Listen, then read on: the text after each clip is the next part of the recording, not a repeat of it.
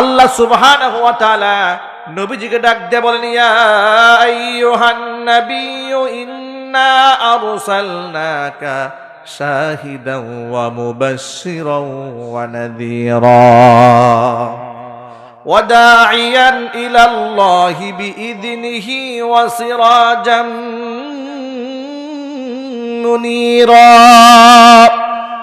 নবীজি, ইন্না আরসালনাকা শাহিদান, নিশ্চয় আমি আপনাকে সাক্ষী বানিয়েছি, ওয়া মুবাশশিরান, আপনাকে সুসংবাদদাতা হিসেবে পাঠিয়েছি, ওয়া নাযীরা, আপনি ভীতি প্রদর্শনকারী মানুষদেরকে সতর্ক করবেন। আপনি আমলের সাক্ষী হবেন, আপনি হয়ে যাবেন সাক্ষী, আপনি হবেন সুসংবাদদাতা, আপনি হবেন ভীতি প্রদর্শনকারী। ভাইরা আমার, আপনার আমার প্রশ্নের জবাব দিয়ে বলেন, মানুষদেরকে যখন সুসংবাদ দেয়, সুসংবাদের ভাষা কি কঠিন হয় নাকি? কথা বলে না কেন? সুসংবাদের ভাষা হয় মিষ্টি, ঠিক কিনা? সুসংবাদের ভাষা হয় মিষ্টি, আর সতর্ক করার ভাষা হয় কঠিন, এবং সেটা হয় জোরালো, ঠিক কিনা?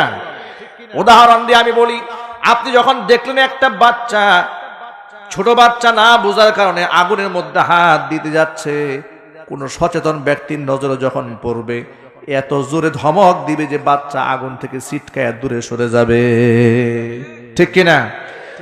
এত জোরে একটা চিৎকার করবে, ধমক দিবেন, এই বেটা আগুন ধরা যাবে না, এটা ধমক দিলে সে এখান থেকে সরে যাবে। আর এখানে যদি কেউ বলে, এই মেয়ে ধমক দিলেন কেন? বাচ্চাকে ধমক না দিয়ে একটু বুঝায় বলতে পারলেন না? কোন পাগল এই কথা বলে? কথা বলে না কেন? পাগলে বলে না, এই কথা কেউ বলবে না, বলবে না আপনি দারুণ কাজ করেছেন, ধমক দিয়েছেন। আলেমরা মাঝে মাঝে আপনাদেরকে ধমকের সুরে কথা বলেন, এই জাতিকে সতর্ক করেন। যখন দেখেন যে ইসলামের জন্য আপনি পৃথিবীতে এসেছেন, আপনি যে রবের গোলামি করবেন, যে মুহাম্মদ সাল্লাল্লাহু আলাইহি ওয়াসাল্লামের আদর্শের সৈনিক আপনি যখন তার আদর্শ থেকে বের হয়ে জাহান্নামের মধ্যে পা রাখতে যাচ্ছেন, তখন উলামায়ে কেরাম জোরালো ভাষায়, একটু লাউড স্পিকারে, জোর আওয়াজে, উচ্চ আওয়াজে আপনাদেরকে সতর্ক করে। এতে করে অনেকের গায়ে অ্যালার্জি শুরু হয়ে যায়। আলেমরা এত জোরে কথা বলে কেন? অমুক মাওলানা সাহেব এত জোরে কথা বলে কেন? মামুনুল হক সাহেব এত চিৎকার চেঁচামেচি করেন কেন? তিনি আমাদেরকে ধমক দেন কেন? উনি কি অমুক হুজুরের মতো মিষ্টি মিষ্টি করে সুর দিয়ে তেলায় তেলায় ওয়াজ করতে পারেন না? কথা বলে না কেন? তাহলেই তো দাওয়াত সব ঠিক থাকে, একটা দাওয়াতও ক্যান্সেল হয় না। উনি এভাবে গরম হয়ে উঠছেন, গর্জে ওঠেন কেন? মনে রাখতে হবে, অন্য ওয়াইজরা আপনাদের জন্য মুবাশশির, সুসংবাদদাতা আল্লামা মামুনুল হক হাফিজাহুল্লাহ সহ বাংলাদেশ কিছু সৈনিক রয়েছে, কোরআনের জন্য, ইসলামের জন্য, জাহান্নামের আগুন থেকে বাঁচাবার জন্য তর্জন করে, গর্জন করে আপনাদেরকে সতর্ক করছে। কথা বলে ঠিক কিনা?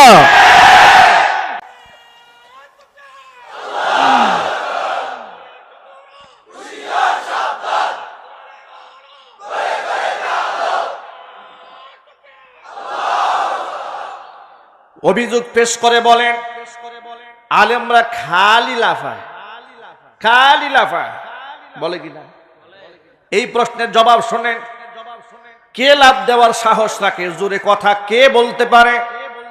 কোন চোর কি জোরে কথা বলার সাহস রাখে? কোন ডাকাত? কোন মিথ্যাবাদী? হ্যাঁ, মিথ্যা কথা বলা, উদ্দেশ্য প্রণোদিত ভাবে অযৌক্তিক কথা বলার ক্ষেত্রে কথা আটকে আটকে যাবে, আর কণ্ঠের আওয়াজটা তার অজান্তেই নিচু হয়ে যাবে। কারণ কথায় আছে, চোরের মন পুলিশ পুলিশ, তার মধ্যে একটা দুর্বলতা কাজ করে। যেই লোকটা সুদ খায়, যেই লোকটা ঘুষ খায়, যেই লোকটা মিথ্যা কথা বলে, মানুষের অধিকার নষ্ট করে, সেই লোকটা তো লাউডলি জোর গলায় কথা বলার অধিকার হারায় ফেলে। কারণ সেই লোকটা জোরে কথা বললে পাশের লোক বলবে চোরের মায়ের বড় গলা। কথা বলেন।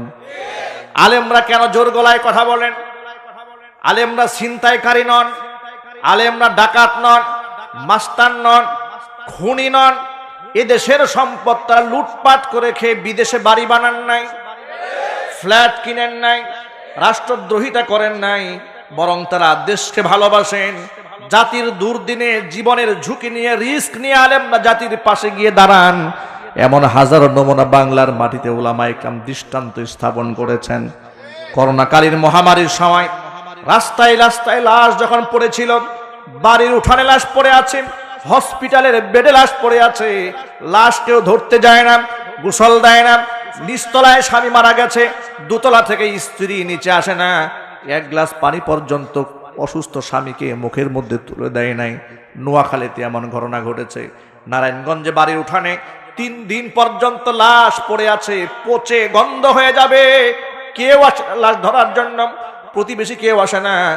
জাতির শ্রেষ্ঠ সন্তান উলামায়ে কেরাম সেখানে গেলেন, নিজের হাতে লাশগুলাকে তারা গোসল করালেন, ধৌত করালেন। বামপন্থীরা প্রস্তাব দিল, এই লাশগুলাকে গোসল করায় লাভ নাই, করোনায় আক্রান্ত হবে, তাড়াতাড়ি লাশগুলাকে আগুন দিয়ে পোড়ায়া দাও। উলামায়ে কেরাম বললেন না, আদম সন্তান মুসলমান, তার সম্মান আছে, ইজ্জত রয়েছে, ধর্মীয় বিধিবিধান রয়েছে। তোমরা যদি তোমার মায়ের লাশ, তোমার বাবার লাশ, তোমার নেতার লাশ যদি তোমরা দাফন না করাও, আমরা করব। উলামায়ে কেরাম নিজ হাতে গোসল করালেন, দাফন পড়ালেন, কাফন পরালেন। জাতির শ্রেষ্ঠ সন্তান জাতির দুর্দিনে এমন ভূমিকা পালন করলেন। আজকে সেই সমস্ত আলেমদেরকে তোমরা রাষ্ট্রদ্রোহী বলো।